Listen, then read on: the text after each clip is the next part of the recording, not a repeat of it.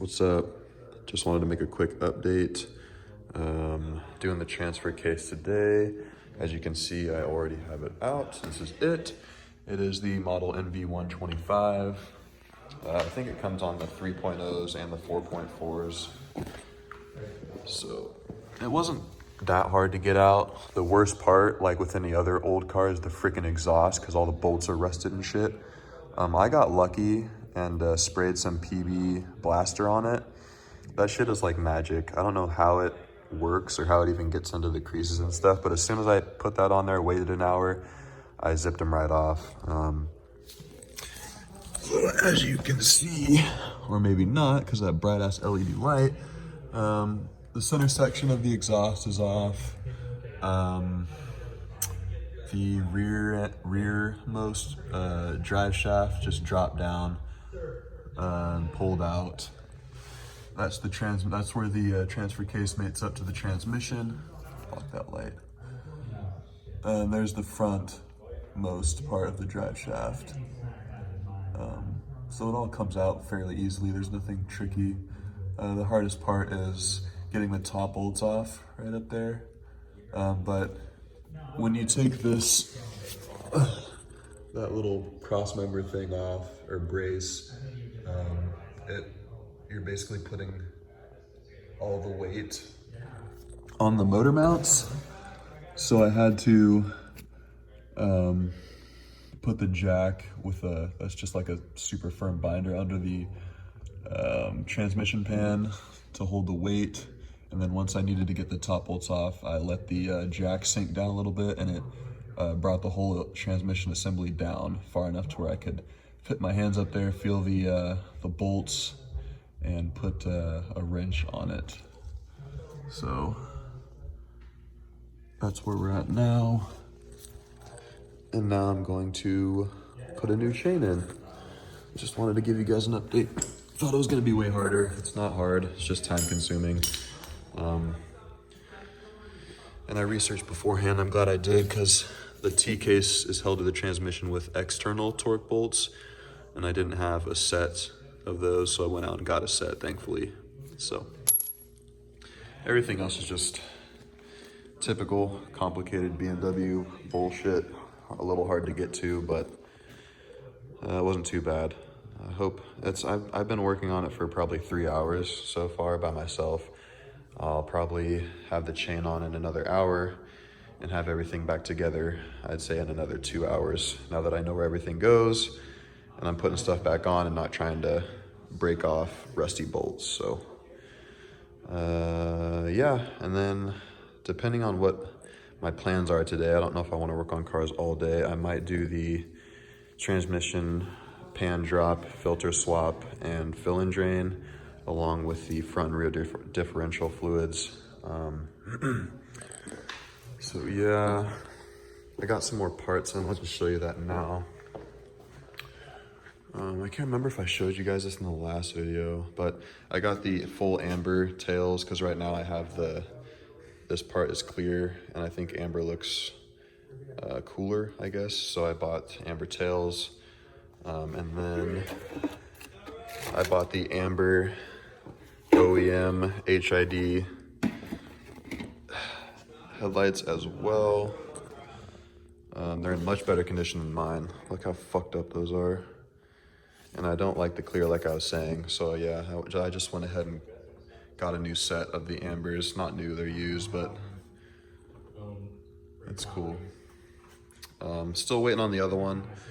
Obviously they shipped from 2 different people that I got online, so I just have one of the 2, but it should be here Tuesday, I think. So I'll probably put the taillights in today, just because it's super easy. There's all the fluid, but other shit I have coming, my hub-centric rings, because right now this is just test fitment. There's no hub-centric rings, so those are actually sitting in my mailbox, so I'll put those on. And then I bought an amplifier. It's coming from Canada. I think that'll be here today, so we can see if that makes my stereo work. Yeah, just a quick update. I may show you guys what the inside of the transfer case looks like, if there's anything weird going on. If not, then you should see it all put back together. All right. I think I found the problem. It's supposed to be a fairly snug fit. Check this out.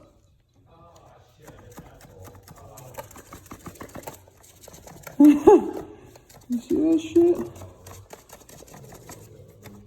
That's not the cause of my noise. I don't know what it is, but that's pretty fucking loose. I've seen what a tight one's supposed to look like, and it has about that much give.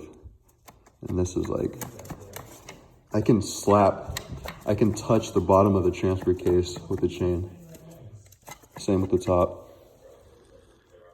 Fingers crossed. All right, what's up? Got the new chain back on. As you can see, look at that. That's so tight, almost no give. The other one was completely shot.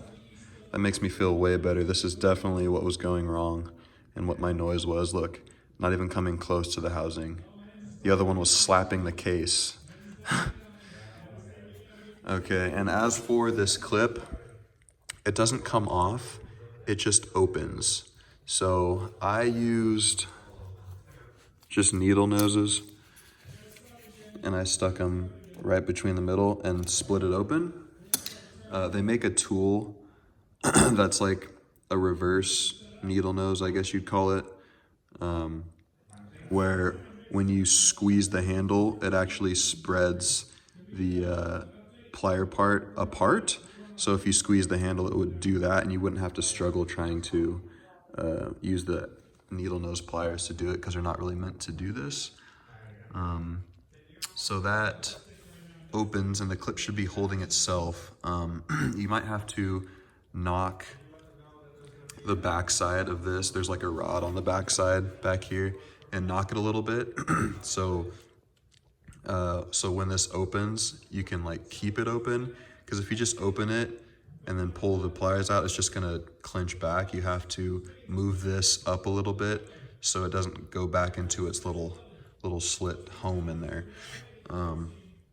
So once you do that and you get this out, it is gonna be kind of a pain in the ass to put them back in. You're gonna wanna put the chain on both gears and then put them in equally, and then tap them in slowly. They need to be even, or else they're not gonna fit. You saw how tight this was. So they need to be dead centered, or else you're gonna knock one in and then this one's gonna be crooked, or you're gonna knock this one in first and this one's gonna be crooked that way. So yeah, that's my best advice that I couldn't find and had to do. So I'm letting you know. I actually ended up knocking this one in first, but just by like millimeters, because I wanted this locking clip to lock first before I knocked that one all the way down. So I got that to lock and centered it, and then I knocked that one the rest of the way. And it was only by like millimeters though, so not that big of a difference. So I forgot the Permatex sealant, so I'm gonna have to go to the store and get that before I seal this up and bolt it back together. So yeah, I would call that a success. I'm not sure how I'm gonna piece these clips together, because I did it in like 3 or 4 clips, but I'm pretty sure I showed you how loose the chain was. So yeah, I'm excited to get this back in and see how it runs.